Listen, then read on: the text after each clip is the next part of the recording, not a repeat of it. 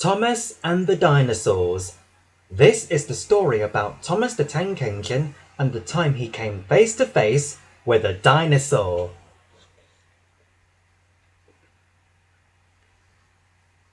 Thomas the Tank Engine liked to boast that he wasn't scared of anything.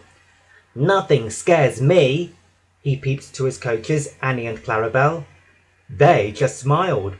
They were used to Thomas showing off.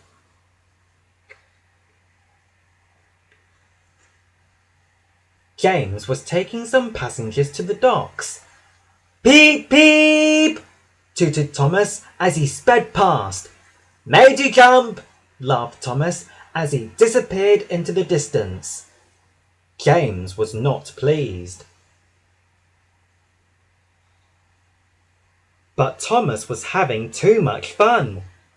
"I'm going to give Percy a scare," he laughed to himself when he saw Percy resting in the sheds. "Peep! Peep!" Percy was jolted wide awake. He was not pleased. That evening, the Fat Controller had an important job for Thomas. He needed him to work through the night delivering supplies to the workmen. The sun had set and, as the stars came out, the shadows darkened.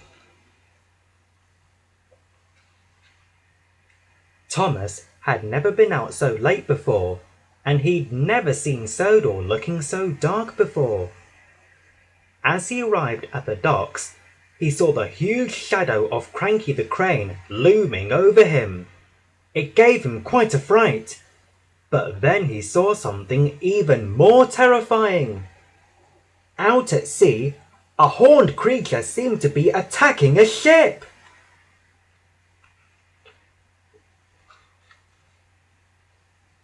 Thomas didn't wait to see what happened next. "Help! Help!" he puffed as he steamed back to the engine sheds. But James and Percy wouldn't listen to Thomas. "You're just trying to scare us again," they cried. Thomas didn't sleep at all well that night. The next night, it was James who was sent out to make deliveries. As he went past the docks, he caught sight of a gigantic mouth full of sharp teeth. "Help! Help!" he puffed as he whisked away from the monster as fast as he could.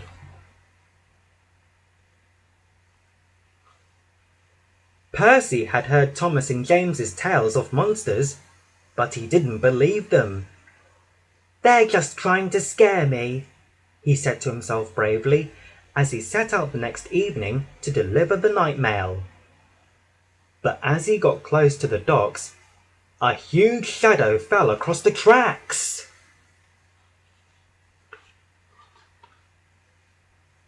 What Percy saw took all his puff away, but he didn't steam away. Instead, he looked again. The gigantic creature wasn't moving at all. It wasn't breathing. It wasn't real! Percy let out a relieved puff of steam and went on his way. He'd never felt so big and brave before.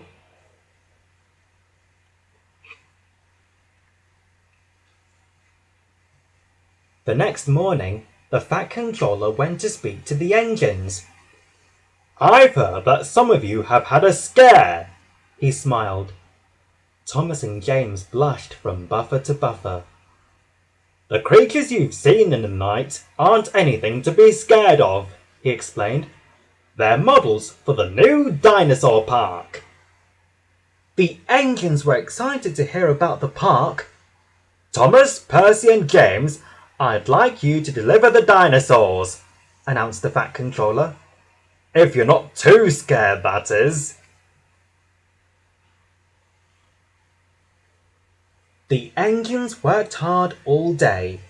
First, the horned Triceratops, then the fierce Tyrannosaurus, and finally, the long-tailed Diplodocus were delivered to their new home in the dinosaur park.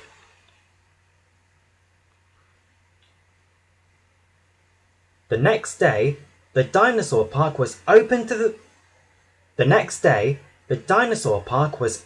the public. Thomas was put in charge of taking the very first visitors to see the dinosaurs. The children squealed and shouted with terrified delight. There's nothing to be scared of, Thomas reassured them. Percy overheard Thomas and chuckled to himself.